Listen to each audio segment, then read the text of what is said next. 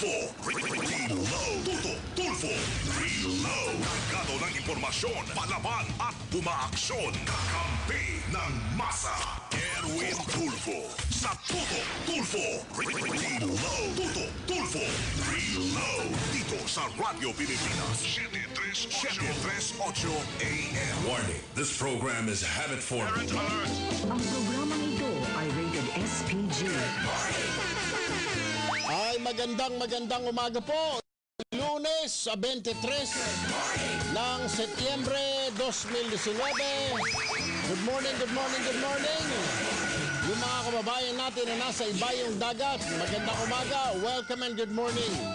Ngayon din po sa mga kababayan natin dito sa Pilipinas na nakatutok sa atin sa radyo, sa Facebook, welcome and good morning din po. Ito ang programang Tutok Tulfo Reload.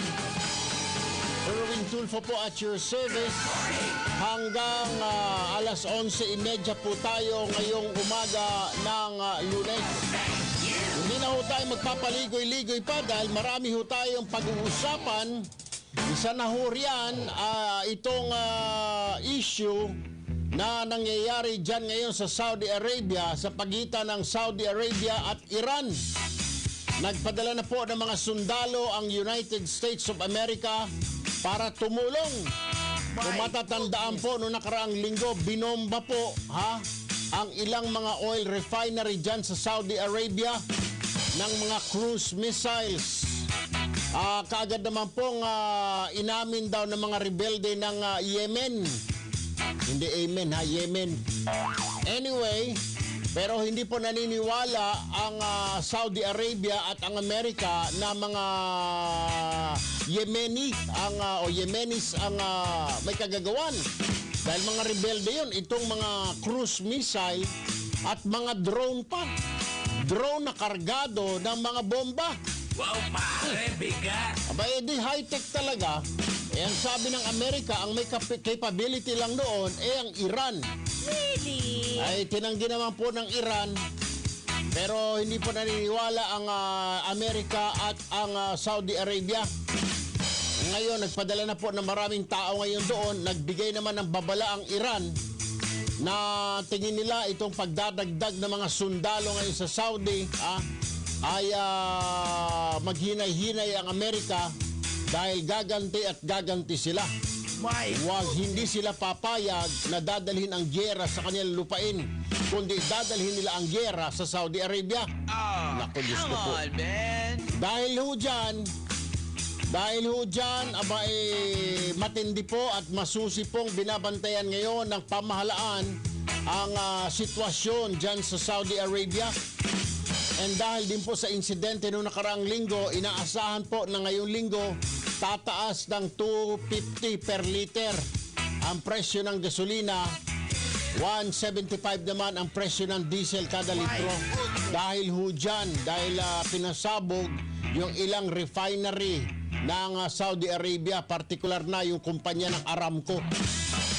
Anyway, pero ayon naman po sa mga kababayan ho natin na nasa Saudi, okay naman daw sila. Oy, congratulations at happy National Day dyan sa inyo. Masaya ro doon ngayon dahil National Day. Pero mag-iingat pa rin ho Alam nyo naman hindi tayo kasali dyan. Pero away ho ng mga higante yan ng Iran at saka Saudi. Marami ho tayo mga kababayan na naroon ngayon. Kaya nga po, minomonitor po ito ng Pilipinas ang kondisyon dyan na baka lumala. At kapag lumala, handa raw ang Department of Labor at Department of Foreign Affairs na ilikas ang lahat ng mga kababayan natin dyan na umaabot sa 200,000. Ilikas. Pabalik dito sa Pilipinas.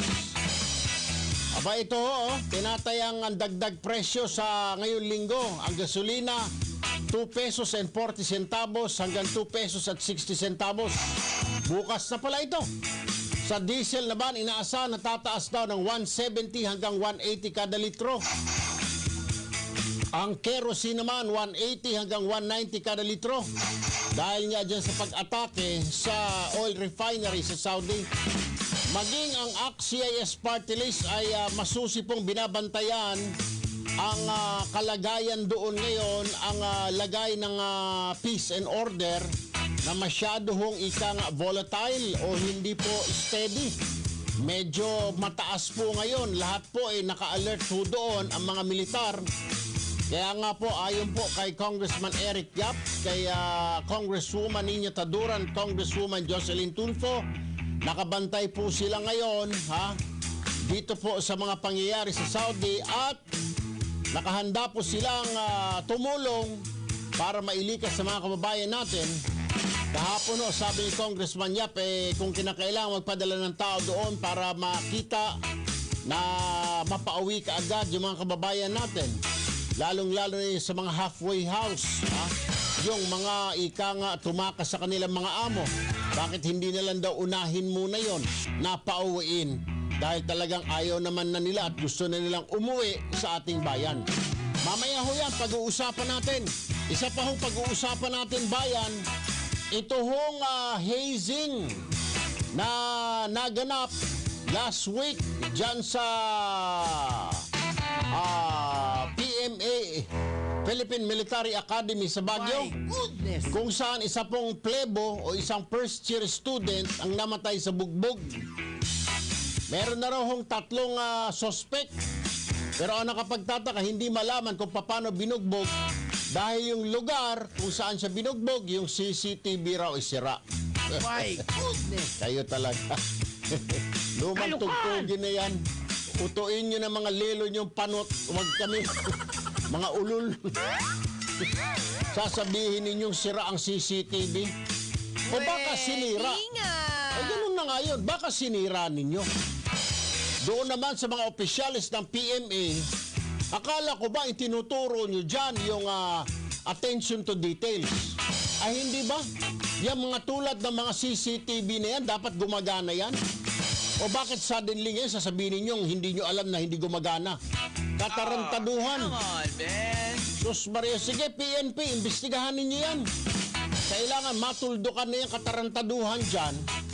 Eh sana lang wag ho ninyong pagtakpan dyan. Kayo dyan sa PMA, kayo dyan sa AFP, wag ninyong pagtakpan yan. Kayo dyan sa PMA Alumni Association, Ano kaya masasabi ni Brigadier General Arevalo, ang Pangulo ng PMA Association ngayon? Sir, good morning! Good morning. Ano bakit tahimik ho kayo ngayon? Abay, nung ako'y binabanatan nyo, ngak-ngak kayo ng ngak-ngak. Ika nga, weather lang. Pasensyahan tayo. Sana kayo dyan ho sa alumni, magkusa ho kayo. Magsama-sama kayo, mag-isip kayo ng pamamaraan paano matigil na ho itong ganitong uri ng pananakit sa mga estudyante. Ako ho'y magulang. Okay? Papadala ko yung anak ko dyan knowing na magiging isang opisyal yung anak ko. Pero hindi sa pamamaraan na bubugbugin niya para anong dahilan? Para tumibay, tumigas? Oy, marami yung pamamaraan na tumibay, tumigas. Yung mga militar sa United States, sa US Marines, sus Mario, hindi naman binubugbog Hindi titibay ang isang bata kung kabubugbog. Mga sinaunang panahon yun. O kaya kayo dyan sa Philippine Military Academy Alumni Association, mag-isip ho kayo, mag-meeting ho kayo, magsama-sama kayo para pag-usapan paano ba matigil na itong hazing. Hindi magmi-meeting lang kayo para mag-inuman. Magmi-meeting lang kayo para may anniversary ninyo o may graduation. Magmi-meeting lang kayo pag may titirahin kayo. Kasi persona non grata ninyo. Pag ganun, mag-meeting kayo para kung ikagaganda ng eskwelahan because magre-reflect din ho sa inyo yan. Kayo mga graduates ho dyan. Okay? Anyway, yung isa po sa mga magulang na biktima ng hazing, gusto niya gawin na pong heinous crime ang hazing. Sang-ayon ho ako, para matigil na ito. Ito yung magulang ni Atyo Castillo, yung UST na freshman na binugbog at namatay. Gusto niya na gawing heinous crime ang hazing. Ay ako sang-ayon para matigil na ito. Maging heinous crime ito para hindi mapasama sa good conduct in time allowance. At pag sinintensya ng habang buhay na pagkabilanggo, habang buhay, hindi mapapardon. Isang-ayon ho ako dyan, 101,000% gawing heinous crime na yung putragis na hazing na yan. Kasi hindi lang po sa PMA, pati sa mga prat-prat na yan, may mga hazing. Kailangan hong tumigil na yan, matuldukan na. Okay, moving on. Isa pa hong pag-uusapan natin, tumaas daw ha. 8 sa bawat 10 Pinoy, sang-ayon daw sa kampanya ng droga ng pamahalaan. Ito pong second quarter, 2019. Ayon po sa mga mga sinurvey, okay, all right, approved sa kanila. Wala silang pakialam kung namatayan, nanlaban, etc., etc. Basta ang gusto po ng mga Pinoy, matuldukan na ang problema sa droga. Gusto nila yung kampanya ni Pangulong Duterte laban sa droga, ang kampanya ng PNP, ang kampanya ng PIDEA, gusto ng taong bayan. 8 sa bawat 10 Pilipino, sang-ayon. Ayon sa kanila, keep up the good work, PIDEA. Keep up the good work, PNP. Maraming salamat daw, Pangulong Duterte. Pero kasabay ho niyan, meron pong isang senador na kulang-kulang yata. Sino senador yan? Senador ng Amerika. Si Senator... anong pangalan? Rubio. Si Senator Rubio. Akalain mo ba namang inutusan ng gobyerno? Pakawalan ninyo sa Laila de Lima sa lalong madaling panahon sa kanyang Twitter dahil walang kasalanan si Laila de Lima. Nabubuang na yata itong senador na ito, nahihibang. Mind your own freaking business, Senator Rubio. Do your freaking thing. Leave us alone. Leave the Philippine government alone. They know what they are doing, all right? Ang problemahin mo, Rubio, dapat ang problemahin ni Rubio, yung problema ngayon sa Saudi. Senator Marco Rubio. In short, Microbio. Senator Microbio. Pampakialamero itong hinayupak na itong demonyo na ito. Anyway, yan po ang mga pag-uusapan ho natin ngayong umaga, bayan. Nako, wag ho kayong bibitiw, ha? Abay, marami pa ho tayong pag-uusapan. Pero kung kayo may mga opinion, may mga reaksyon, ha? Panawagan, pabati, i-text nyo lang po kami sa aming Globe Line, 0995-946-2166. At sa aming Smart naman, 0928-265-8796. Ay, salamat po sa mga nanood po ng aming Tutok Erwin Tulfo Weekend Edition, ha? Patungkol po sa mga super cups ng Cordillera Region, ha? Mga pulis na disiplinado at hindi korap. Mga pulis daw doon na habang nasusugatan lalong tumatapang. Totoo pala yun. Karamihan pala doon sa namatay na SAP 44 galing Cordillera. Kaya pala, warrior. Hindi talaga atrasan ng igurot yung mga abusayap na yun. Hindi walang atrasan ng mga terorista dyan. Hindi sila naniniwala. Nagsalubong. Igurot versus Muslim. Sus, Mariusep. Dinayo pa ng mga igurot yung lugar nila doon sa Maguindanao. Ganong katapang. Sus. Anyway, salamat po sa mga nanood. Umabot po ng 2.5 million views so kami. At umabot po, ng 4.5 or 4 million reach. Dumaan po sa mga Facebook pages po, Facebook account ng 4 na milyong mga tao yung amin pong storya. Salamat po sa pagtutok. Umabot po sa 25,000 ang share at ang nag-comment naman po ay 5,000. Thank you very much, bayan. Bueno, 10:19 ang umaga. Wag ho kayong bibigay. Magbabalik agad ang Tutok Tulfo Reload. Diyan lamang ho kayo.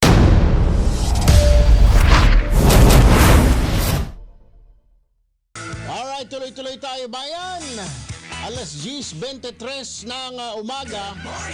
Ang sabi ho ng gobyerno, para po sa mga kababayan natin, dahil medyo nagwo-worry ho yung mga kababayan natin sa Saudi, akala nila ipapauwiin na ho sila at mawawalan sila ng trabaho, maging yung pamilya nila. Hindi po. Ang sinasabi lang ho ng gobyerno natin, pag tumindi pa yung gulo, pag tuloy-tuloy pong binobomba ng Iran, yang Saudi Arabia, kailangan hong lumikas at baka kayo'y tamaan. Siyempre, ang unang itatargetin ho dyan, yung mga oil field. Kayo ho mga nagtatrabaho dyan sa mga oil refinery, kayo ho yung mga target. Pero ngayon, ala pa naman hong gulo, masusi lang po binabantayan ng ating gobyerno. Ang pangyayari po dyan ngayon, ang sitwasyon. Gayon din po, yung ACT-CIS party list, nakamonitor din ho sila. Para kung, for example, lumala ho yung sitwasyon dyan, bomba ng bomba, panay ang padala ng bomba dyan ng Iran o ng Yemen dyan sa Saudi, mailikas ho kayo, makalabas ho kayo ng Saudi Arabia. Yan lang naman ho ang sinasabi ng gobyerno natin. Hindi ho kayo ngayon pinipilit na umuwi. Inaabangan lang ho, pero pag nagbombahan na dyan, araw-araw na may mga nahuhulog na bomba, kailangan ho kayong lumikas. Aanhin mo naman yung pera, sir, ma'am. Kung patay ka naman na, di ba? Hindi mo na, kaya ka nga nagtatrabaho. Alang-alang sa anak mo, alang-alang sa pamilya mo. Kung namatay ka, paano na lamang ho yan? Sino pa ho ang magtatawid sa kanila? Kung ala na ho kayo, di ho ba? Yun lang ho naman ang sinasabi ng gobyerno natin. Ang gobyerno ho, lagi hong concern ho yan, ha? Hindi naman ho, kaya ngayon ho, sinasabi nyo, masaya doon ngayon, I understand. Wala ho nagsasabi na pinapauwi na ho kayo. Ang sinasabi lang ho natin dito, pag lumala ang sitwasyon, araw-araw na may bomba dyan, binobomba ng Iran, ang Saudi, siguro, hinay-hinay na rin ho kayong pauuwain. Nasa linya si Attorney Hans Leo Kakdak, ang Overseas Workers Welfare Administrator. Magandang umaga, Attorney Kakdak, sir. Magandang umaga, Sir Erwin, sa inyong mga tagapakinig, tagapanood. Magandang umaga po. I heard last week si Secretary Silvestre Bello III ay nagsabi na masusing binabantayan ngayon ng Administrasyon Duterte, ng DOLE, ng OWA, lahat na POEA ang nangyayari ngayon sa Saudi Arabia matapos nga pong bombahin ito ng mga cruise missiles at mga oil refinery nila doon. Pero ngayon ay medyo tumahimik na. Yun nga lang, yung tension ay lalong tumataas dahil nagpadala na yata ang Amerika ng karagdagang mga sundalo on the ground. Tingin na nga Iran dito, provocation ho ito ng war, di po ba, Attorney Hans? Well, tama si Sec, binamanmanan natin ang sitwasyon at yun ang pinakamahalaga sa ngayon kasi alam niyo, Sir Erwin, ito ay usaping pampolitikal, seguridad, militar ng ibang bansa. Kaya tayo sumusubaybay at sinisigurado nating hindi tayo makilahok o pumasok dito sa usapin neto. Kasi di ba sir, lamang. di ba kasi pareho naman kaibigan natin ng Saudi, kaibigan din naman natin ng Iran, Attorney.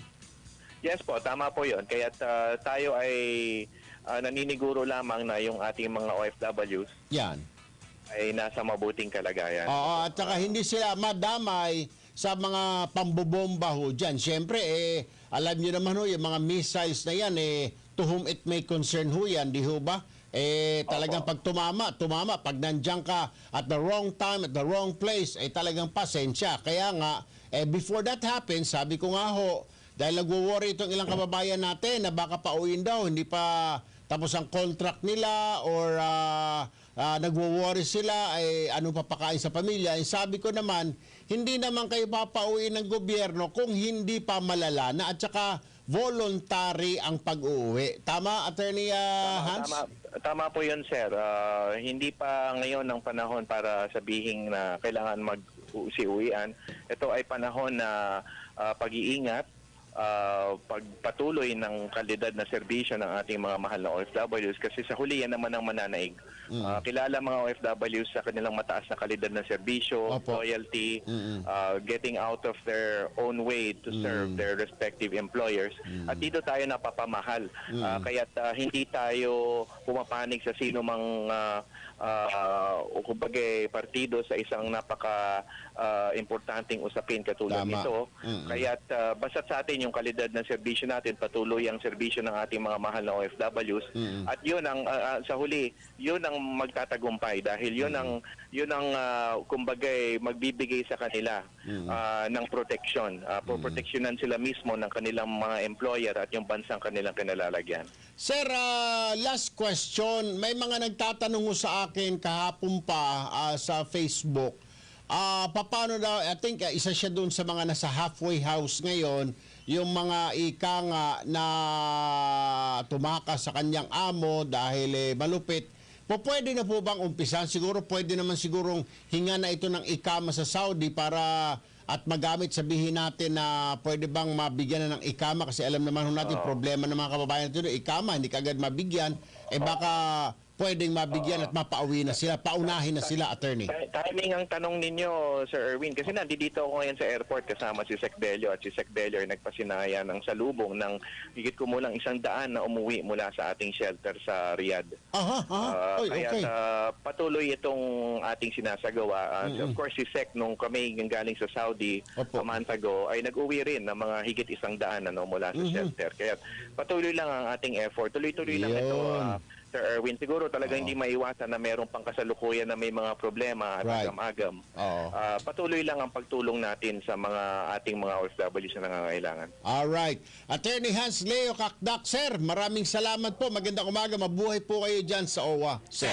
Salamat. Ayun naman pala. Ayun na ho. At saka hindi ho ito po puwersahan. Voluntary ho. Ha? Nasa sa inyo na ho yun. Wala hong iniwan niya pag kunwari may sasabog na bulkan o pag may bagyo. Pag ayaw ninyo, hindi naman ho kayo pipilitin. Ha? Pero, i-consider din ho natin, syempre, yung ating mga mahal sa buhay dito. Mahirap ho yung ganun ho gusto nga ho natin kumita. Paano naman ho kung mamatay naman ho tayo, di ho ba? Napakasaklap din naman ho noon. Para ano pa yung ating pagod ho dyan sa Saudi Arabia, kung tayo naman ho tamaan ng mga bomba na yan, Diyos ko po naman, Mariosep, masaklap pa niya pag mismo doon sa kinatatayo mo, doon yung impact. Ang alaala na lang, litrato mo na lang ay ilalagay, iuwi. Well, siyempre, sabog-sabog na yung katawan mo. Para ka ng chinapchak, parang dinaan ka sa gilingan ng karni, ginanong-ganon. Yun na lang. Ito yung binti ng asawa ko. Ayun ang sasabihin doon. Nasa linya rin ng aming telepono.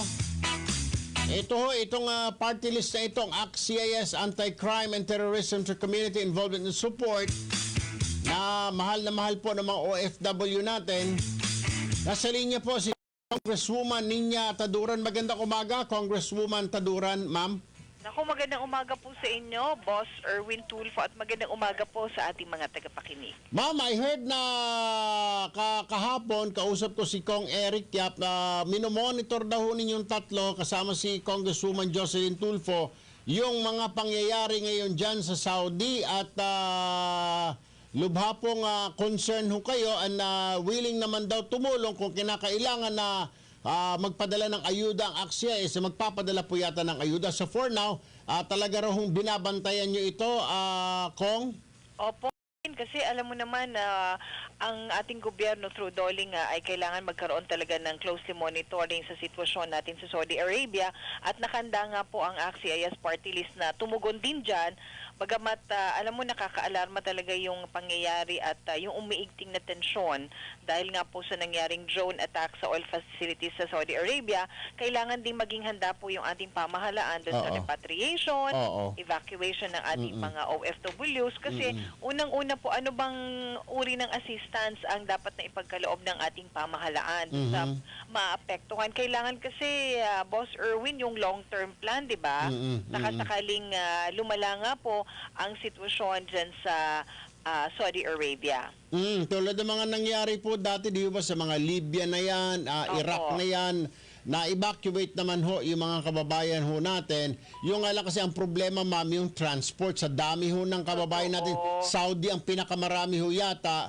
Baka maubos ang eroplano sa buong mundo, hindi pa natin mauwi sa loob ng 2 araw ang mga kababayan ho natin, Ma'am Ninya. Kasi Boss Erwin, di naman pwedeng piecemeal lang, di ba? Or installment yung pag-repatriate sa kanila. Correct. Kundi dapat yan sabay-sabay. Ngayon, kailangan handa rin yung ating mga government agencies dito pagdating dito kasi dapat meron silang holding area kasi i-hold mo muna yan dito, hindi naman yan basta-basta makakauwi. Paano yung mga pamasahe nila, diba? Dahil biglaan nga ito hindi naman unplanned dito, wala naman kumbaga mga ganitong sitwasyon na biglaan is kailangan andan yung ating gobyerno para tumulong. At tayo rin po sa ACT-CIS Party List, andyan din po tayo para nakahanda rin na tumugon sa pangunguna nga po ni Kong Eric Goyap at saka po ni Congresswoman Jocelyn Pua Tulfo. Meron ho pakiusap yung isa pong OFW na I think nasa halfway house na ho siya. Tumakas po siya dun sa amin yung Manyakis. Tanong ho niya pwede ho ba matulungan daw sila ng ACT-CIS ngayon na para kausapin po ang gobyerno. Yung mga nasa halfway house na, yung mga nandoon na sa mga shelter, baka pwede nang unahin yung total. Pauwi naman na talaga, nag-aantay na lang daw ng ikama. May magagawa raw po ba ang ACT-CIS, Ma'am Ninya? Sige po, pwede po kami makipag-coordinate. Total, sabi nyo nga po ay may ikama na, ibig sabihin, okay na po yun. Anytime, pwede na po silang maipa-repatriate. Yung iba, ma'am, wala pa ho yatang ikama, pero budget ho yata ang inaantay. So, ang gusto nila, hindi lang pamasahe, kundi baka para mapabilis yung kanilang pagpapauwi, ma'am, to the help of ACT-CIS, siguro, natawagan po ang Department of Labor and DFA na pauwiin ho ito mga ito na naka-standby na lang ho doon. Unahin na silang ipauwi bago pa man magkagyera. Total papauwi naman na ho ito mga ito, Congresswoman. Opo. Sige po, Boss Erwin, makikipag-ugnayan po kami ngayon agad at tatawagan po namin para to make sure na uunahin po muna itong mga nandun na pala sa shelter na anytime mapauwi na po kaagad para hindi na po magsabay-sabay pa. Sakali nga pong mas tumindi pa ang gulo nga po dyan sa Saudi Arabia or yung tensyon dyan sa Saudi Arabia. Congresswoman Ninya Tadura ng ACT-CIS, sir. Ma'am, maraming salamat po. Magandang umaga, mabuhay po kayo. Kami po ang lagi nagpapasalamat sa inyo. And have a good day po and God bless po. Ayun, bayan. Yun ho yung request ng ilang mga kababayan ho natin na minessage ho ako at sinasabi na baka pwede ho, Mr. Tulfo, unahin na ho kami. Total, nandito naman kami sa shelter na. Pauwi naman na ho talaga kami. Baka mapabilis-bilis lang naman. Kaysa sumabay pa kami doon sa dami ng uuwi na mga i-repatriate pag nagkagulo na. Ngayon, di pa magulo. Baka pwede na pakiusapan daw ang gobyerno ng Saudi na ilabas na yung kanilang mga ikama. Yung mga wala nang hinahabol. Kasi may mga... Yung iba kasi dyan, engineer, hindi napapauwi kasi may hinahabol na sweldo, iimbestigahan pa, etc. etc. May reklamo laban sa amo nila. Pero yung mga tapos na, wala nang mga kaso, wala nang inaantay, nabayaran na, baka pwede nang pauwiin. Yun ang sinasabi ho nitong mga kababayan natin na mga nasa shelter. Bueno, moving on, alam niyo ho ba na because of that incident last week, ay apektado ho tayong lahat dahil karamihan sa mga langis ho natin ay nanggagaling ho dyan sa Saudi. Abay, kaya nga po inaasahan na bukas daw po tataas itong ating mga produkto ng petrolyo, gasolina, diesel at saka kerosene. Tataas ng 2 piso mahigit sa gasolina. Sa diesel naman, halos 2 piso rin. Sa kerosene, 150 ay magda 2 piso rin. So medyo mabigat to sa bulsa. So kung 10 litro ipapakarga mo, 25 pesos. Kung motor ka, may dagdag. Magkano na 2 litro sa motor, may dagdag ka ngayon natin 5 piso pa. Medyo mabigat nga ho yun. Pero ala ho tayo magagawa, away ho ng mga higante ho yan. hindi rin ho tayo pwedeng kumampi doon sa Saudi. Dahil kaibigan din ho natin ng mga ang Iran. Kaya nga marami mga Iranian student dito. Nakita mo. Marami sila rito. Pinapadala nila yung mga para mag-aral ng medisina. Hindi ho natin kaaway ang Iran, kaya mahirap hong gumitna ho tayo. O may na ibig sabihin, pumanig ho tayo. Kailangan quiet lang tayo. Ang concern lang ho dapat natin ay mapauwi yung mga kababayan natin kung sakasakaling magkagulo na doon, di ba? Eh, mahirap naman ho yun. So far, ang nabasa ko ang Iran ho ay nagbigay ng matinding babala sa Amerika na siguraduhin siguraduhin na yung kanilang mga sundalo doon ay nandoon lang. Dahil ayon sa Iran, hindi sila papayag na dadalhin ang gyera sa kanilang lupain dahil makakatikim raw talaga ang Saudi.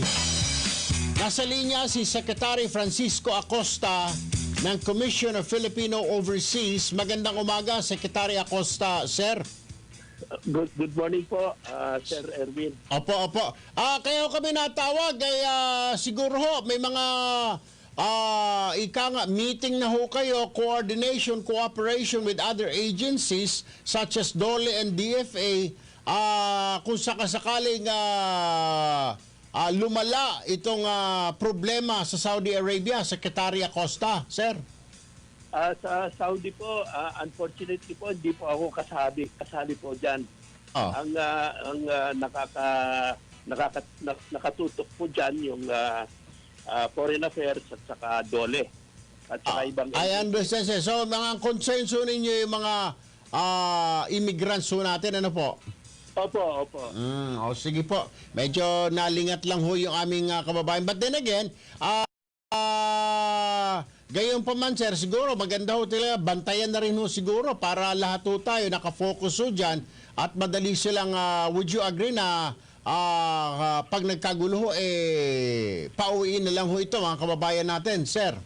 Opo, depende po sa desisyon po ni Presidente at saka si Secretary Bello at saka yung mga nakatutok po dyan. Pero kami po, nandito lang sa sideline. Kami on the alert also so that whatever help we can extend, nandito kami, handa po kami. Alright po, Secretary Francisco Acosta, sir, na Commission of Filipino Overseas. Good morning. Thank you, Sir Erwin. Thank you. Ayun. Anyway, bayan, oras po natin, alas 10:41 na ng umaga. Pero doon ho sa mga kaanak naman ng mga OFW natin na nandito ngayon, mga misis, mga bata, ay wag hong mag-alala, alright? Wala pa naman ho, siguro naman, ay kapag may sign ho na magpapatuloy ang pambubomba dyan, nakaredy naman ho, nandyan naman na ho yung pondo yan ng gobyerno para magrenta ng mga eroplano na mailabas sila ng Saudi Arabia. Okay? May pondo naman ho. Di tulad ng mga nakarang administrasyon, walang pondo. Hindi ko alam kung saan dinala ng lintik na administrasyon.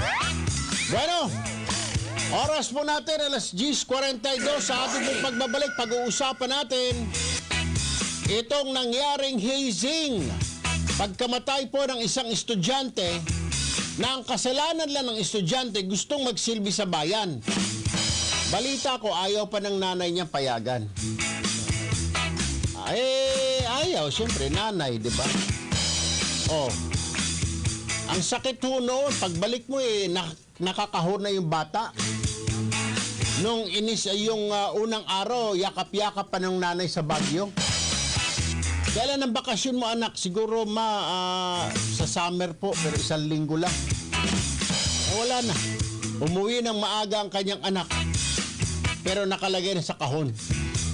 Alam nyo, ilang beses na ho dyan sa Philippine Military Academy na sinasabing pinakadisiplinadong institusyon. Kahit paano may mga demonyo rin pala nakakapasok dyan. Ay, sos, Mario Josep. Kaya nga ho, panawagan natin, hindi lang po sa mga opisyales ng Philippine Military Academy, pati ho siguro yung alumni dahil kayo ho yung mga senior, siguro maganda reviewin nyo na rin ho dahil total dumaan naman ho kayo dyan, nag-hazing din kayo. Di po ba, General Arevalo, sir? Nag-hazing din kayo. Alam nyo na kung paano ho mapipigilan yan. Di ba?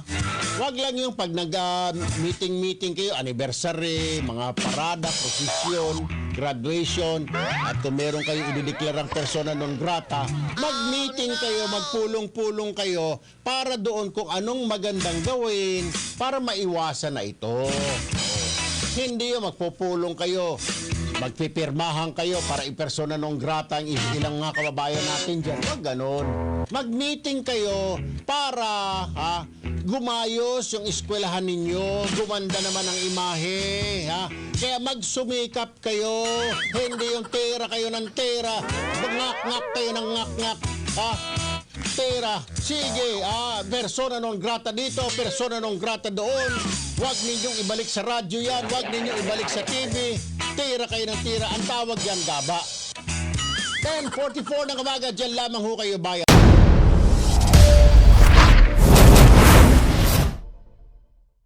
Oras po natin, alas 10:48 ng umaga. Ay, mainit-init na balita. Isang gusali sa lungsod ng Maynila, ididemolish ka lang. Abay, nagdemolish ng sarili. Hey, Diyos ko po. Dalawang sugatan. Naroon ang aming kasamang si Lawrence Tanhoco. Lawrence! Radyo Pilipinas. Report. Yes, Tol Erwin, dito nga tayo sa may Mabini Street, sa may Malate, Maynila, kung saan nasa likod natin yung gumuhong building. Ito ay for demolition naman na. Kaya lang ay biglaan na lang ang gumuho sa hindi pa malamang kadahilanan. Sa kasalukuyan, nagkakaroon na ng investigasyon. Ito nga mga tauhan ng MDRRMO at si Manila Mayor Isko Moreno ay nandun na sa kabilang bahagi nitong building na to para imbestigahan naman kung ano yung nangyari. At kasalukuyan sa 22 na nakapasok dito bilang mga trabahante, 20 na yung nakalabas, isa nga doon yung sugatan na kinilalang si Edson Ison. At may dalawa pa na hindi pa na ilalabas. Ito sila Jerome Pabelio at Melo Ison. At ngayon nga inaalam pa kung ito ba yung mga ito ay buhay pa o wala nang buhay. Kasi nga sila pa yung kumpirmadong na-trap as per Colonel Manuel, ang MPD spokesperson dito sa field na ngayon. Sa lukuyan na Tol Erwin, nasa loob na rin sila Mayor Isko at ang sabi ay yung mismong building ay nag-vacuum pa loob yung pagkakagiba. At hindi pa rin yung mga ambulansya ay nakaredy na rin para naman sa mismong if ever na meron pang mailabas na biktima, Tol Erwin. Lawrence, yung building na yan for demolition na pero kung sa lang gumuho, totally gumuho na, bumagsak or may mga parte lang na bumagsak pero nakatayo pa rin struktura? Well, sa pinadalang video sa atin mula sa loob ni COS Cesar Chavez, wala nang infrastruktura sa loob, Tol Erwin. Talagang totally demolition loob. At nung lang nakikita natin sa likod na mga borders, ito na lang yung natitira sa buho. At ito yung kinakatakot nila na anytime pwedeng gumuho. Kaya naka-kordon na sa atin mula sa media at sa iba pang tauhan dito yung mismong area. Dahil anytime nga pwedeng gumuho. Ang plano nila ay gagawa nila na tatalian nila para hindi tuluyang magiba itong mga hamba, itong building, at saka naman sila magkasagawa ng rescue operations. Tiniyak ni Mayor Isko Moreno na uunahin nila yung buhay ng dalawa pang nasa loob na kinumpirma naman ng ilang mga eyewitness, Tol Erwin. Ay, panghuli na lamang, Lawrence, anong year tinayo yung building na yan? Ilang taon na yan? Wala pang detalyeng inilalabas, Tol Erwin, pero ang sabi-sabi nga dito, marami ng pinagdaanan itong building na ito. Kaya naman for demolition na siya, Tol Erwin. Alright. Well, maraming salamat sa iyo, Lawrence. Alright, mula pa rin dito sa lungsod ng Maynila, Lawrence Tanhoco, Radyo Pilipinas. Ano ka mo? Anong ginamit pa headquarters ng Hapon? Sobra naman. Diyos ko po naman. Napakaluma naman kung inabot pa ng Hapon yun. Hoy! Anyway, oras po natin, alas 10:51 na ng umaga. Dito ho muna tayo ngayon sa nangyaring pagkamatay ng isang kadete ng Philippine Military Academy dahil sa hazing. Ang kanyang pamilya po ay humihingi ng hustisya.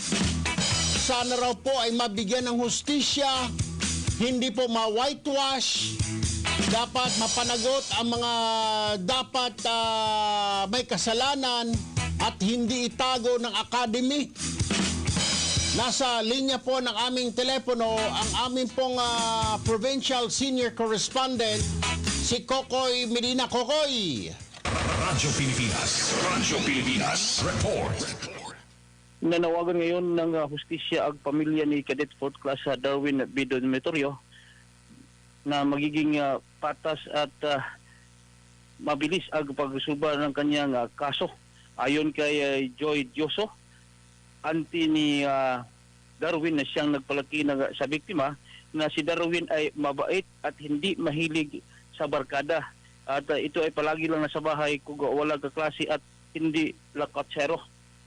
Dagdag pa sa kanyang auntie na sila ay nasaktan sa nangyari sa biktima at hindi nila lubos maisip kung bakit ito nangyari, na ang nasabing kadete ay napakabait at walang bisyo. Samantala, nanawagan rin ang kanyang ina na si Jasmine Dormitorio ng hustisya at maresolba kaagad kaso ni Darwin. Si Darwin ay ang bunso sa 3 anak ni retired Colonel William Dormitorio, na isa ring PMAyer na nagretiro noong taong 1990, Sir Erwin. Koy, ano ang reaksyon ng ama dito sa pagkamatay ng kanyang anak?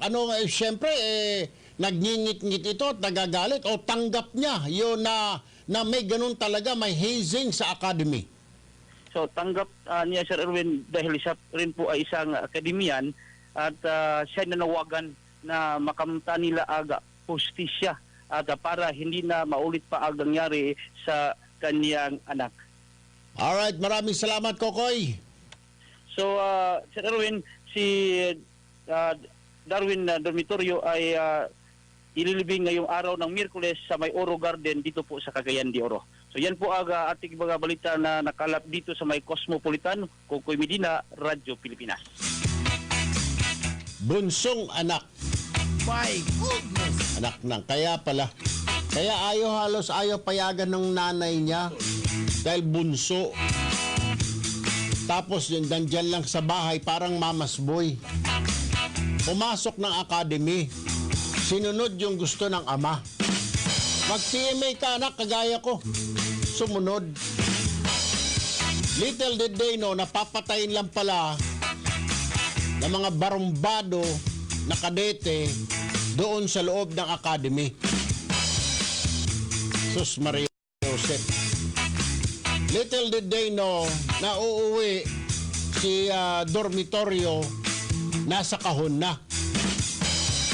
Napakasakit ho noon para sa isang ina. Gusto lang ng bata maging opisyal ng militar, makapagsilbi sa bayan. Pero paano na lang yan? Naintindihan ko rin ang sinasabi ng mga kamag-anakan ni Kadete Dormitorio. Kung ngayon pa lang yung mga kadete na yan ay may sa demonyo na, lalo pa pag naging opisyal yan. Mas lalo na siguro may mga buntot at pangil na yan. Kung ngayon nga ay mga hambog na, lalo pa pang nag-graduate sa academy yan, ay mga dobleng hambugero na ang mga damuho. No wonder. No wonder. Kaya hindi na ako nagtataka. Nasa linya po si Police Colonel Allen Ray Co, ang hepe po ng Baguio City PNP na nag-iimbestiga sa kasong ito. Magandang umaga, Colonel Co, sir. Tatawagan ko po siya. Yes, sir. Colonel Co, good morning. Good morning po, sir. Good morning po. Si Erwin Tulfo po ito. Live po tayo sa Radyo Pilipinas at live po tayo sa nationwide and live po tayo sa Facebook and YouTube sa buong mundo. Sir, kumusta na po yung investigasyon? Meron na raw kayo natukoy 3 suspect, Colonel. Yes, sir.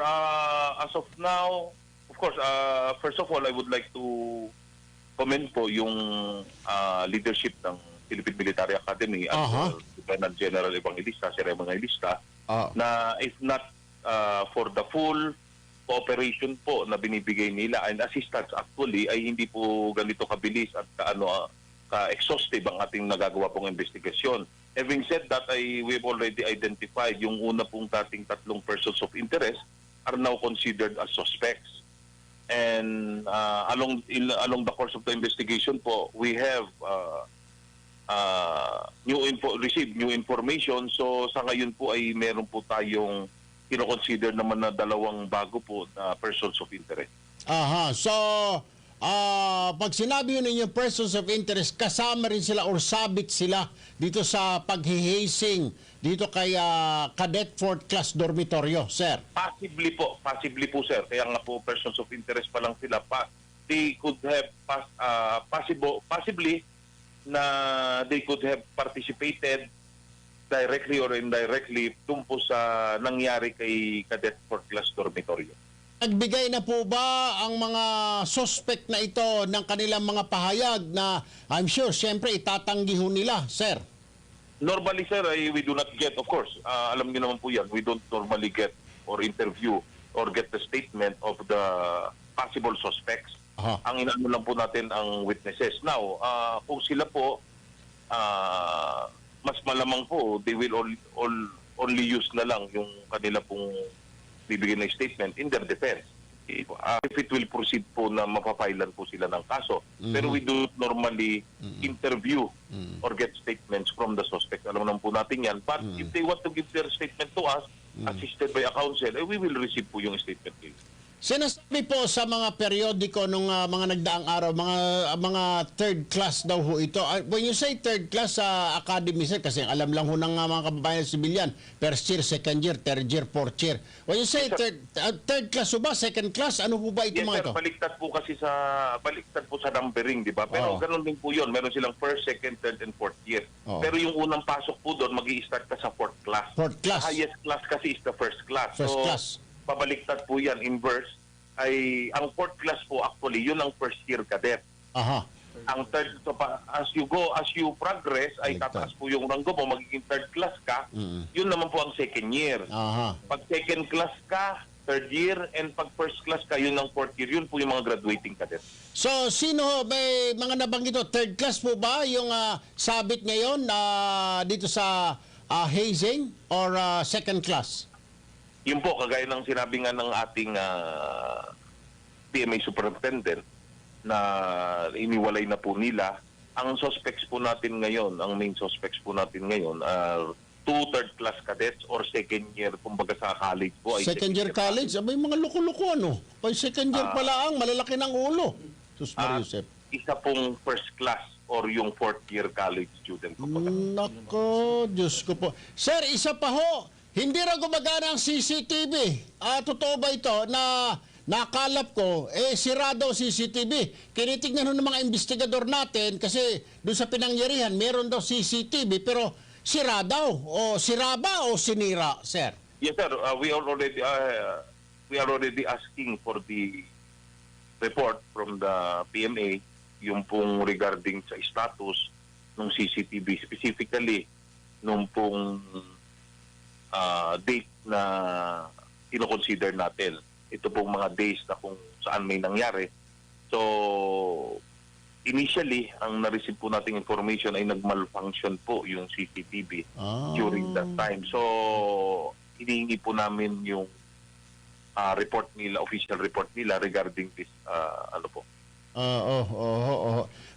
Panghuli na lamang, Colonel Sir, kamag-anak daw po yan na malayo ni Secretary Anyo ng DILG? Naririnig ko rin po, but siguro ang pinaka... Hindi pa ma-confirm, ano? Sir Anyo na po ang makapag-confirm po nun. I am in no position po. I understand. Personal knowledge po, sir, regarding that. Kayo ba, sir, galing din sa academy niyan?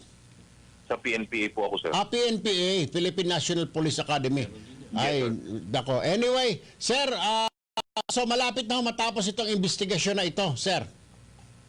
Malapit na po. Sabi ko nga, if not for kaya nga po nagpapasalamat kami sa napakalaking tulong at assistance at cooperation po na binibigay ng PMA leadership na siguro if we will quantify it ay nasa 80% na po tayo sa ngayon.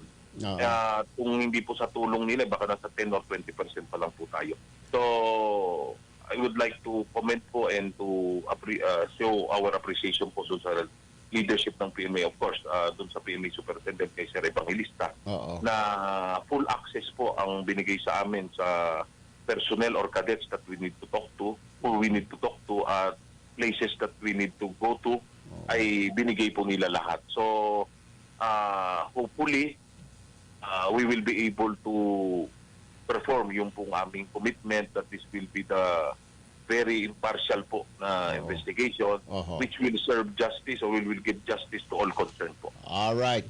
Colonel Allen Rayco ng Baguio City PNP, Chief of Police, maraming salamat sir. Magandang umaga, mabuhay. Maraming salamat po. Kita mo yan? Alam mo kasi, dyan na bayan sa PMA, tatanungin ka agad kung ano kaapelido mo. Sabihin natin na may kaapelido ka mataas na opisyal. Tatay mo ba yan? Pinsan mo? Uncle mo? Ano? Uncle, yari ka. Gigilid ka na ng mamayang gabi. Oy, ganun. Di ba napasok yung pinsan ko dyan? Yung tatay niya, hepe yata ng Metrocom dati. Isang arenola na sili na nilagay sa ihi. Nainom. Di nagsukat tayo sa Baguio, sa PMA Hospital. Pinalabas ng tatay niya, labas ka na dyan. Mamamatay ka dyan. Tatay mo pala si ganun, ha? Ganun, tatanong ka agad. Ay, anong dormitory? May dormitory dito na graduate. Ano, tatay ko po. Halika. Mas mabuti pa yung, hindi ko po kilala yan. Kung sino yan, impacto na yan. Kasi pag sinabi mo, kawawa ka. Yan ang estilo dyan. Papatayin ka. Diyos ko po. Lalo na pag... ay, sabihin mo na, Tulfo, ay, tatay mo yon. Halika rito, papatayin na ka na namin. Buong academy, second year to fourth year, papatayin ka na namin. Persona non grata yung tatay mo. Mga anak ko, sabihin ko muna, wag muna kayo dyan. Doon na lang kayo sa PNP. Dahil sigurado mamamatay ho yung mga anak ko doon. Tatay mo si Erwin Tulfo, halika na. Sasaksakin ka na, baka gutay-gutay na ho. Hindi na ho hazing. Baka wala ng ulo, wala ng kamay. Diyos ko po. Alam niyo naman. Ay, nasa linya ng ating telepono si Congressman Eric Yap ng ACT-CIS. Magandang umaga po, Congressman Yap. Sir Erwin, magandang umaga at magandang umaga po sa mga listeners natin. Sir, hingin ko lang ang inyong reaksyon dahil yung kamag-anak po ni Horacio Atio, yung napatay na UST law student 2 years ago, ay nagsabi na dapat yung hazing na yan gawin ng heinous crime. Kaya ako kami napatawag, kayo ho dyan gumagawa ng batas, pwede po bang isama nyo na ang hazing as heinous crime, Congressman Yap, sir? Actually, Sir Erwin, isang magandang panukala yan, no? Dahil kung titingnan mo ang hazing, bawal yan. Pinagbawal na natin presidente yan, pero marami pa rin gumagawa niyan.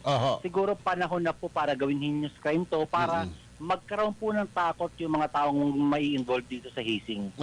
Siguro. Tayo po, pabor tayo dito dahil against violence po tayo. Alam niyo po kung hindi ho kinaya yung training, napagod sa kakatakbo, sa kakabuhat ng baril, mas maintindihan po natin kesa ho yung namatay yung isang PMA cadet dahil binugbog. Parang wala naman pong justice doon, Sir Erwin. Ay isa pa nga ho, sir, nasaan na yung sinasabing integrity, ha? Meron sigurong courage, tinitesting yung courage kung matapang ka, ha? Pero, Diyos ko po, yung integrity, loyalty, siguro, loyal ka sa academy, pero yung integrity, bubugbugin mo, Diyos ko po, hindi ko talaga lubos maisip, sir. So, paano ho ito? Kayo ho ay tutulong para gawing heinous crime ito at maparusahan ng parusang kamatayan, yung mga, hindi kasi, wala kasing nasa sample lang, sir, nakakulong lang yung mga previous na mga suspect sa hazing na ito, Kong? Actually, Sir Erwin, nakakulong nga sila pero baka nakalaya rin sa GCTA. Patay tayo dyan, kawawa naman. Po talaga dapat to, Sir Erwin, dahil bawal ho talaga ang hazing At saka hindi ho matetesting ang integrity and courage ng isang tao dahil binugbog mo. Para akong sense yun. At hindi ho ako naniniwala doon. Ipaglalaban po natin yan na maisama po siya sa heinous crime ang hazing. Ayun, nako, maraming salamat po Congressman na Eric Yap, dahil yan din po ang panawagan ngayon ng pamilya nung namatay na si Cadet Fourth Class sa dormitoryo. Humihingi ho sila ng hustisya. What a better way kaya kami tumawag sa inyo, dahil alam ko naman saklaw pa rin ninyo yan sa anti-crime para maiwasan na ho itong mga ganito. Yan ho isang krimen, di po ba, Kong Eric? Yes, Sir Erwin. Tsaka magbigay lang po sana ako ng update no, sa nangyayari sa Middle East ngayon. Kami pong tatlo, ang ACT-CIS po, ako, si Kong Jocelyn at Kong Ninya, ay nakamonitor po ngayon sa mga pangyayari doon para kung kailangan na ho silang ilikas dahil may kaguluhan na doon, ma-monitor po natin mga kababayan natin OFW. Alright, maraming salamat po Congressman Eric Yap ng ACT-CIS Party List. Magandang umaga, mabuhay po kayo, sir. Thank you! Sir Erwin, good morning din po at maraming salamat po sa inyo. Nasa linya naman bayan ang ina ni ng namatay na law student na si Atyo.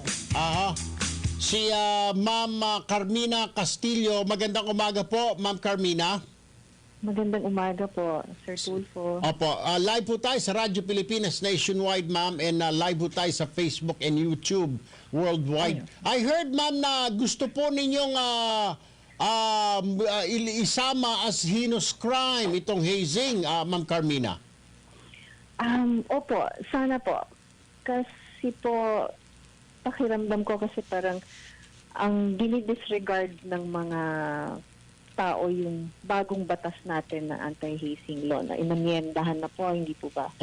So parang dinidisregard nila eh. So parang ang pakiramdam ko po, para talagang matakot. Opo. Ma-deter yung mga frats or organizations to perform hazing. Siguro i-classify natin siya as a heinous crime. Kumbaga, although it carries a capital punishment po na life imprisonment. But since inaamyendahan na rin po natin yung tinatawag na GCPA, parang maybe i-define na po natin na ito heinous crime, ito murder with ganito, ito hazing, heinous crime na natin, rape with murder, ito heinous. Yung, kumbaga, it may sound na parang redundant po, na paulit-ulit lang. Tama. Pero para sa akin po, para maintindihan po natin na yung pangkaraniwang tao, maintindihan po namin na ito pala yun. So, heinous crime ito. Apo. Yung mabigyan po tayo ng liwanag na parang ito po, heinous crime. And how they compute po yung good time allowance po, isa rin po yun. Opo. Ma'am Carmina, before we called you up, we called Congressman Eric Yap ng ACT-CIS Party List, and sa ngayon po siya, and I think pag-aaralan ho niya at saka kanyang mga staff na isama po itong hazing as a heinous crime. Hindi rin ho siya sang-ayon dito. Ang tingin nga ho niya mukhang ito pong mga gumagawa ho nito, itong mga suspect dito ay, what do you call this? Walang pakundangan at parang hindi natatakot. So, the only way para matuldukan na ho itong hazing na ito, tama ho kayo, isama ito as heinous crime, and sang-ayon ho siya, and I think magpapanukala ho siya, maglalagay ho siya yata ng panukalang batas, isasabit ho niya ASAP sa Congress para maisama ang hazing as heinous crime, Ma'am Carmina. Opo, naku, maraming pong salamat kasi alam nyo, lahat ho kami may pinaglalaban. Hanggang ngayon, nidinidinig pa rin ho namin yung kaso namin. Oo. Talagang, we are working very hard with the prosecutors, with our... Pero kasi ma'am, alam mo, ito lang ho ma'am naiintindihan ko ho yung pain ho, no? Pero, kasi naman ho, sino ba ho may hawak ng kaso ninyo? Ang mga abogado, ang magdidesisyon, mga judge, mga miyembro po ng fraternity ho yan. Kaya medyo mahirap po siguro. I do understand na mabagal yung pag-usad ng kaso ho ninyo, pero mabigay ho ng hustisya kasi sino ba yung mga pumatay? Di ba mga miyembro ng PRAT, ng mga nasa law school? Sino ba ang naglilitis? Sino ba ang nagja-judge? Lahat po yung mga yan miyembro ng fraternity, Ma'am Carmina. Pero naniniwala po ako, meron pong magagaling pong abogado Yes. na handa po silang ibigay ang kanilang oras, Opo. buhay, panahon Apo. para lang ho makamit ang hustisya ng isang isang biktima. Tama ho. Yung mga prosecutors po that we have Yes. sa DOJ, Opo. yun po ang kanilang dedication. Kaya po talaga po kaming tiwalang-tiwala po sa ating mga prosecutor. At of course sa aming pong abogado na si Attorney Kapunan. Alam mo, ma'am, kaisa niyo po ako. Nangako rin po si Congressman Eric Yap. Ilalapit din ho natin ito sa Volunteers Against Crime and Corruption ho para mapabilis siguro kung sama-sama tulong-tulong ho tayo, matutuldukan na ho itong hazing at dapat wala na pong puwang ito sa ating bayan. Kasi parang nakagisna na itapat ho nating putulin ho itong kaugalian ito, masamang Opo. kaugalian sa mga eskwelahan, Ma'am Carmina. Opo, kasi paulit-ulit lang po ito. Yes. Parang it's a circle of violence. Yes, Parang ma'am. naramdaman ko to, kailangan maramdaman mo rin. Opo. Natikman kong mapalo, kailangan mapalo rin kita. Pero ang kailangan natin is, kamukha po sa PNA, ang kailangan po ng isang sundalo is morally, physically, and mentally fit Correct, ma'am.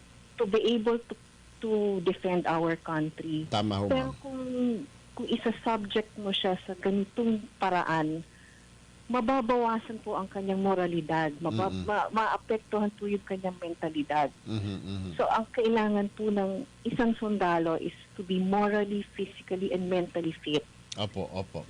Kahit po mga kabataan po natin, yun po ang kailangan nila. They need to be morally, physically, and mentally fit. Yes, ma'am. Nako, Ma'am Carmina Castillo, ina po ng biktimang si Atyo. Maraming salamat po sa panahon. Hayaan po ninyo, ma'am. Nasa likod niyo po kami. As we speak, si Congressman Yap ng ACT-CIS, ma'am. Magfa-file po siya ng ikang panukalang batas ASAP sa Congress para maisama na po itong hazing as heinous crime, Ma'am Carmina. Opo, maraming pong salamat. Thank you, ma'am. Good morning. Mabuhay po kayo. Oras, alas,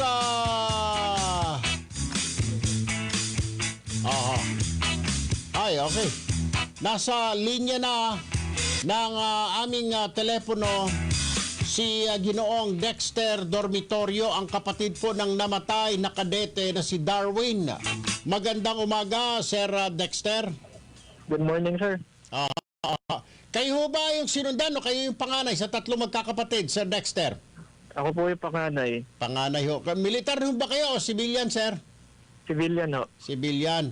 Ano ang reaksyon nyo rito, sir, na given this time and day, meron na tayong anti-hazing law, etc., namatay pa rin ang inyong bunsong kapatid, sir?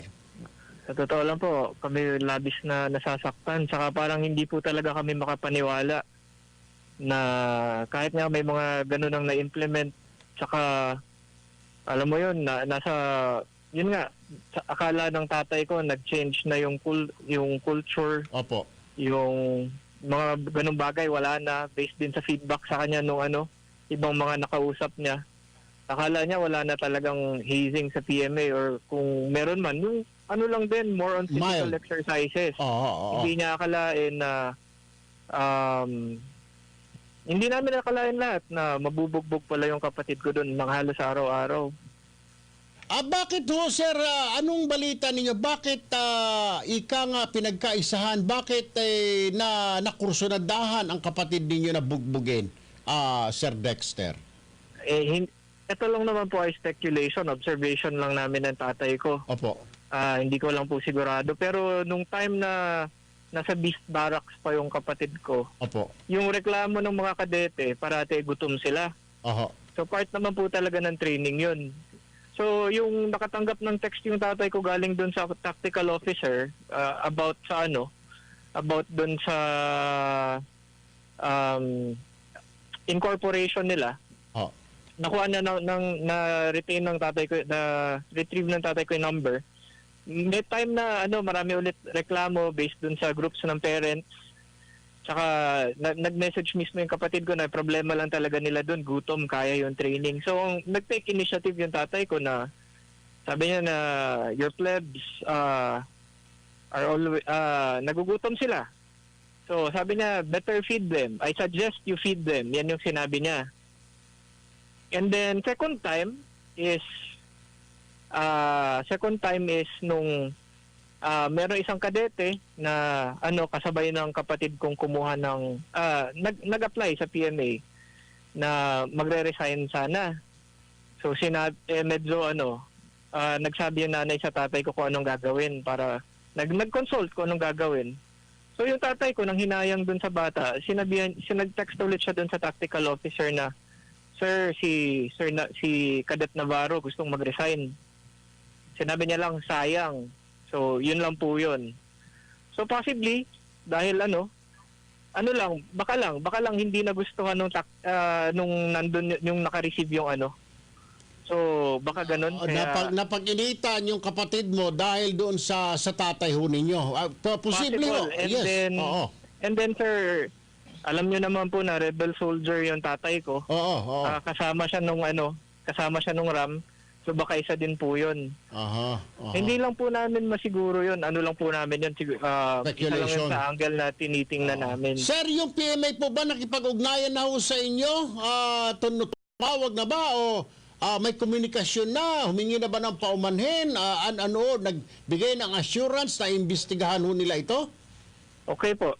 Pagdating po namin doon, yung buong anong tawag dito, management, command ng PMA, sinalubong si papa ko. Kami yung family doon sa hospital kung saan nakarata yung kapatid ko yung day after the incident. So personally pumunta naman po yung superintendent doon sa kung saan kami nagstay. And then sinabi niya sa amin na we will investigate. Nag-assure siya na no cover-up. Yun po yung sinabi niya sa tatay ko. Yun po. So, ano hong plano ngayon ng pamilya, sir? Alam ko hong nag-aantay kayo ng hustisya, na-identify na raw yung mga suspect, 3, madadagdagan pa yata ng 2, may 2 persons of interest. Are you satisfied with that, na puro mga kadete ang mga suspect, mukhang second year na mga third class at saka first class lang ang sasabit, walang mga opisyal na sasabit, Sir Dexter? Sir, kung ako tatanungin nyo, hindi sapat yun, sir. Kasi sa totoo lang, hindi ako maniniwala na kayang gawin lang yun ng 2 kadete, in-endorse lang ng isang senior, tapos may 2 pang persons of interest. Yung nangyari sa kapatid ko ay medyo malala kasi parang slow and painful death po yun. 3 beses po siyang na-hospital for different reasons, pero primarily masakit yung tiyan, masakit yung dibdib. So wala man lang ginawa po para masabi na, uy, matagal kang na-hospital or andalas mong ma-hospital, anong problema? Hindi po nangyari yun hindi man lang kami sinabihan.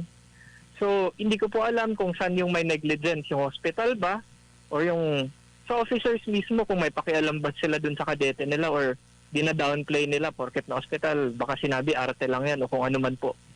Yan daw ho lagi ang isip nila, sir, nag-iinarte kasi meron hong kamag-anak na pumasok din ho dyan, pinaalis na lang ang tatay niya dahil tatay niya opisyal din ng militar dati, pinalayas niya na lang ho dahil talagang nagka-amoebiasis, binubugbog, kinukulata, pinaalis na lang ng tatay. Mabuti nga, nakaalis ng buhay.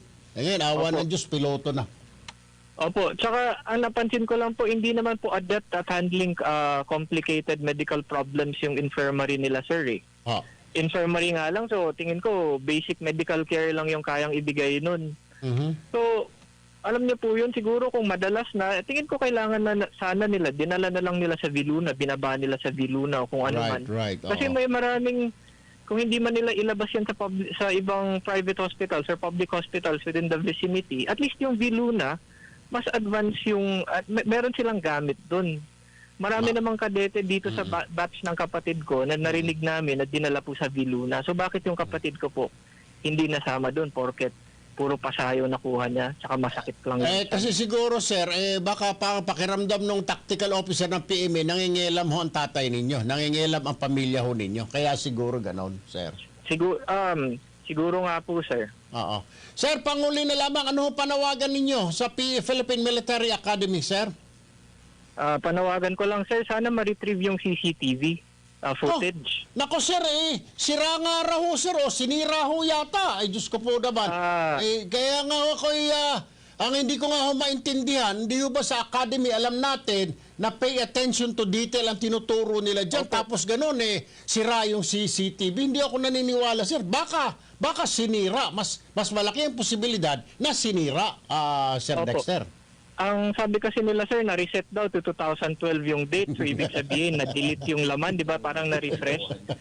Tapos, iba naman daw po yung nagmamanage ng CCTV, ibang grupo, hindi naman daw po under ng PMA. So, sana lang po, pakiusap ko, hindi lang sa PMA, kundi sa buong AFP, na sana, ma-retrieve yung footage para malaman kung ano yung nangyari sa kapatid ko. Dumaan siya ng hallway, sinong pumasok ng kwarto niya, sino lumabas.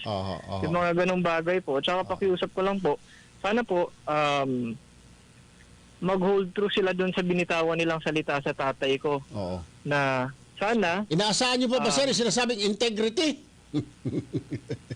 Nakikita ko naman po sa tatay ko yun So, alumnus siya ng... Bari ho, yung tatay ninyo, pero iba ho yung produkto nila, sir. 1990s o 1970s o siya nag-graduate 74 po. Iba na ho ngayong panahon ngayon, sir. Nako, Diyos ko po, sir.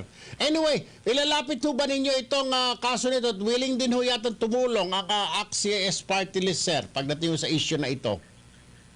For now, sir, yes, magko-cooperate naman kami. Pero for now, yung focus namin, sir, is yung sa police investigation at saka sa PMA investigation. So, once na may write-up na doon, may report, may kalinawan na po, magpa-participate naman po kami. Pero ang priority ngayon is yung sa police tsaka sa PMA, tsaka priority din po ng family as a whole na mag-heal din muna, subukan mag-move on kahit mahirap.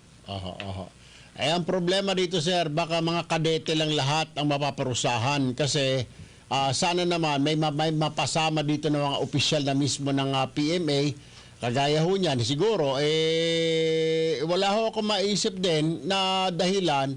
Sabi nga, nag-uusap ho kami ng kamag-anak ko na pumasok sa PMA, sabi malamang nagalit yung tactical officer, sinabihan yung mga first class na merong chuchu rito, sumbong ng sumbong sa labas, kaya pinag-initan ho yung kapatid ho ninyo. Ganun ho yan. So, because siguro ang isa dyan, yung tactical officer mismo, imbestigahan, di po ba? Sana po. Sana po sila lahat po. Kasi hindi lang naman sa tactical officer yan. May chain of command po sila. Correct. So, dapat, kung may mga ganong kaso, pinag-uusapan nila yan. Hindi lang sa isang tao magpo-fall yung decision kung ano po yung gagawin. Tama. Opo. Sir, panghuli na lamang, related po ba yung mami nyo sa Mrs. ni Sec Anyo? Yes po. Alright. Ano po, coming from the same clan. Kasi I'm from the same clan. Sige, sir. So, kaya po medyo natulungan po kami ni Ma'am Jean Anyo na doon sa mga pulis. At the same time po, si Secretary Anyo at si Papa, magkasama po sila dati sa assignment. Dapat lang ho talaga, sir, I'm sure senior si Papa mo, dapat lang ho talaga, sir, maimbestigahan yung mga yan para matuldukan na with the death of your brother. Sana huli na ho itong kapatid ninyo, Sir Dexter. Huli na. Opo. Sana po. Kasi nga po, ako nangangamba baka pumasok yung anak ko sa PMA, baka mamatay. Sigurado kong papatayin ho yung mga anak ko dahil diniklara na ako persona non grata. Anyway, sir, maraming salamat ang aming pong taos-pusong pakikiramay po sa inyong pamilya, Sir Dexter Dormitorio, sir. Sige po. Thank you po. Good morning. Kaya anak, si daddy mo ito, huwag ka na pumasok dyan. Huwag ka na mag-examine dyan. Baka problema nito, baka wala akong bangkay na kukunin. Baka lasog-lasog na yung katawan. Sabihin, nandun na, kinain na ng elepante, kinain na ng leon. Alam mo naman, anak. O, na persona non grata na tayo. Eh, pagpapasok ka pa yan. Sino tatay mo? Father, Erwin Tulfo. Eh, naku, Diyos ko po. Eh, wala na. Hindi ka naabutin ng 24 hours. Pagpasok mo dyan na. Tama na muna. Mag-PNPA ka na lang. Or BGMP. Or Bureau of Fire. Kaysa naman dyan, mamamatay ka. Diyos ko po naman. Sabi, tatay mo pala yung Erwin Tulfo. Halika. Paano? Yan. Iyon ang delikado ron. Hindi, machine gun. Oh. Takbo, Tulfo. Ay, pasensya na. Accidental fire. Namatay na. Tabar yung anak nyo sa likod. Nung isang plebo. Hindi ako naniniwala. Hindi. Diyos ko po. Anyway, nako. 11:27 ang umaga kami. Pansamantala magpapaalam na muna. Bayan, maraming salamat po sa oras na binigay niyo po sa amin. God is good all the time. Ako po si Erwin Tulfo, nag-iwan sa inyo ng isang magandang umaga, bayan. Ang oras ay hatid sa